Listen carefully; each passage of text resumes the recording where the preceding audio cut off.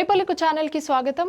నేను జ్యోతి. నేటి ముఖ్యాంశాలు చూద్దాం. గాంధీనగర్ లో సమ్రాట్ సంప్రతి మ్యూజియం ప్రారంభం. జైన సంస్కృతి శాశ్వత విలువల ప్రదర్శన.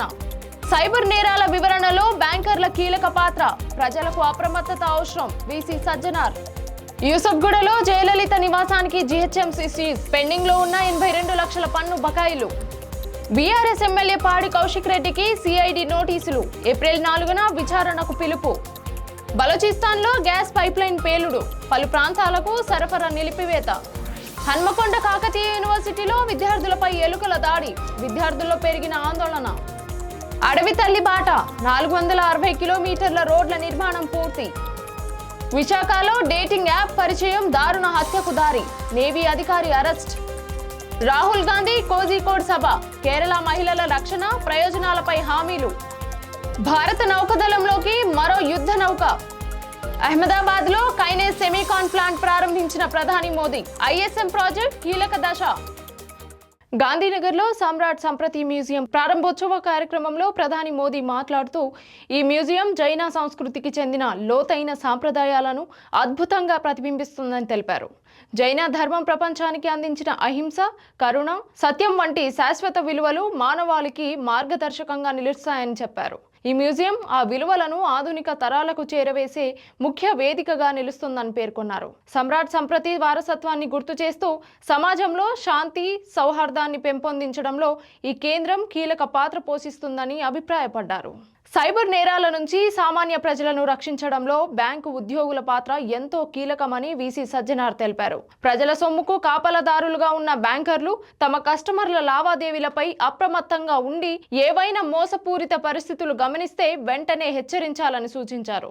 ముఖ్యంగా డిజిటల్ అరెస్టులు, పెట్టుబడి మోసాల ప్రభావంతో కస్టమర్లు హఠాత్తుగా డబ్బులు ఉపసంహరించుకోవడం లేదా బంగారంపై రుణాలు తీసుకోవడం వంటి చర్యలు చేపట్టే అవకాశం ఉందని పేర్కొన్నారు. అలాంటి సందర్భాల్లో వారి ప్రవర్తనలో మార్పులు కనిపిస్తే సైబర్ ముఠాల ప్రమేయం ఉందేమో అని అనుమానించి చర్యలు తీసుకోవాలని చెప్పారు. వృద్ధులు, పెన్షనర్లు సంపాదనను కాపాడడం బ్యాంకర్ల బాధ్యత అని పేర్కొన్నారు.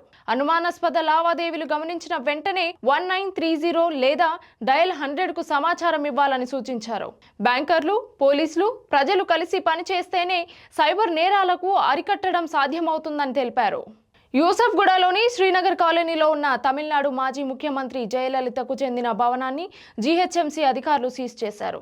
2017 నుంచి పేరుకుపోయిన ఆస్తి పన్ను బకాయిలు 89 లక్షలకు చేరడంతో ఈ చర్యలు చేపట్టినట్టు తెలిపారు.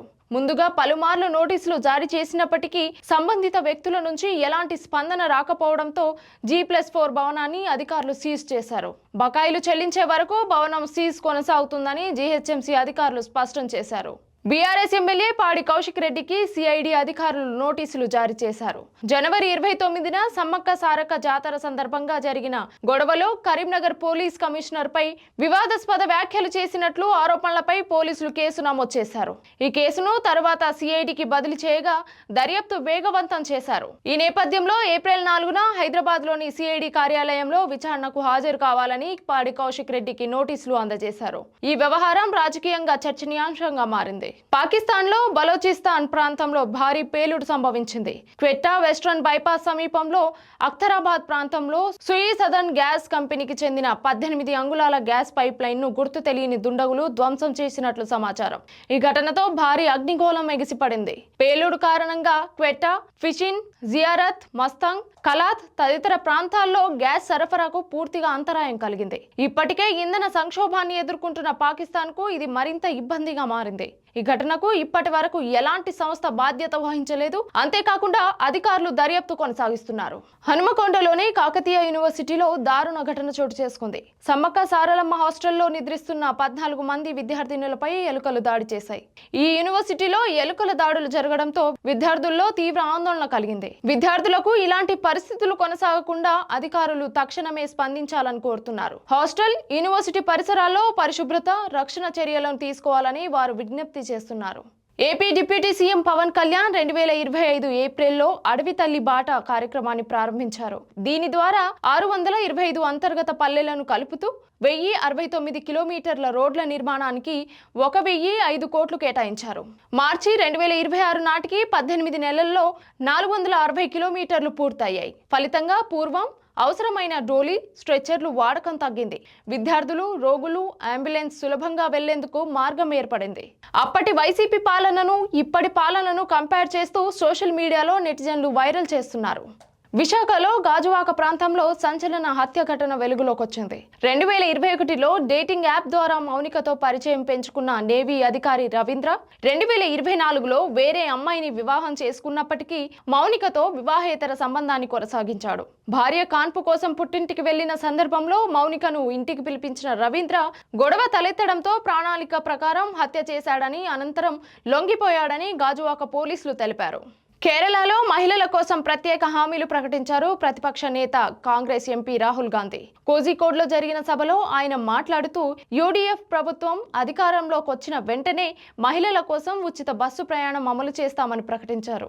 మహిళల భద్రత, భవిష్యత్తును రక్షించేందుకు తమ ప్రభుత్వం కట్టుబడి ఉంటుందని ఆయన స్పష్టం చేశారు. కేరళంలో మహిళలకు బస్సుల్లో ఉచిత ప్రయాణం సౌకర్యం కల్పిస్తామని హామీ ఇచ్చారు. అదేవిధంగా కాలేజీలు, విశ్వవిద్యాలయాల్లో చదువుతున్న ప్రతి మహిళా విద్యార్థికి నెలకు 1000 రూపాయల చొప్పున ఆర్థిక సహాయం అందిస్తామని కూడా ఆయన తెలిపారు. ఈ హామీలు రాబోయే 2026 అసెంబ్లీ నేపథ్యంలో కీలకంగా మారే అవకాశం ఉందని రాజకీయ విశ్లేషకులు భావిస్తున్నారు. భారత నౌకాదళంలో మరో ఆధునిక యుద్ధ నౌక చేరింది. ఐఎన్ఎస్ డునాగిరి అనే 5వ నీల్గిరి క్లాస్ స్టీల్త్ ఫ్రిగేట్ యుద్ధ నౌకకు మార్చి 30న కోల్కతాలో భారత నౌకాదళానికి అధికారికంగా అప్పగించారు. ఈ నౌకను గార్డెన్ రిచ్షిప్ బిల్డర్స్ అండ్ ఇంజనీర్స్ నిర్మించింది. యుద్ధ నౌక రూపకల్పనను వార్షిప్ డిజైన్ బ్యూరో నిర్మించగా నిర్మాణ పనులను నౌకాదళ పర్యవేక్షణ బృందం పర్యవేక్షించింది. కేవలం 16 నెలల వ్యవధిలోనే 5 P-17A యుద్ధ నౌకలను నిర్మించి అందించడం భారత నౌక నిర్మాణ సామర్థ్యాన్ని ప్రతిబింబిస్తోందని అధికారులు తెలిపారు. ఆధునిక ఆయుధాలు, సెన్సార్ వ్యవస్థలతో సన్నద్ధమైన ఈ నౌక భారత నౌకాదళానికి సముద్ర భద్రతా కార్యకలాపాల్లో మరింత బలం చేకూర్చనుంది. ఇది కేంద్ర ప్రభుత్వం ఆత్మనిర్భర్ భారత్ లక్ష్యాలకు కూడా ఊతమివ్వనుంది. గుజరాత్లో సెమీ కండక్టర్ రంగానికి భారీ ఊతం లభించింది. అహ్మదాబాద్ సమీపంలో సానంద్ GIDCలో ఏర్పాటు చేసిన కెన్స్ సెమీకాన్ ప్లాంట్ ను ప్రధాని నరేంద్ర మోదీ ప్రారంభించారు. ఈ కార్యక్రమంలో గుజరాత్ ముఖ్యమంత్రి భూపేంద్ర పటేల్ కూడా పాల్గొన్నారు. ఈ ప్లాంట్ ప్రారంభం ఇండియా సెమీ కండక్టర్ మిషన్లో కీలక మైలురాయిగా భావిస్తున్నారు. ఇప్పటికే మైక్రో టెక్నాలజీ ప్లాంట్ తర్వాత వాణిజ్య ఉత్పత్తి ప్రారంభిస్తున్న రెండో సెమీ కండక్టర్ యూనిట్ ఇదే. దేశంలో సెమీ కండక్టర్ తయారీ సామర్థ్యాన్ని పెంచి ఎలక్ట్రానిక్స్ రంగంలో స్వలంబన సాధించే దిశగా ఈ ప్రాజెక్ట్ కీలక పాత్ర పోషించనుంది. ఇది ఇవాల్టి బులెటిన్ అప్డేట్స్. మరొక బులెటిన్ తో మళ్ళీ కలుద్దాం. చూస్తూ ఉండండి తొలి పలుకు న్యూస్.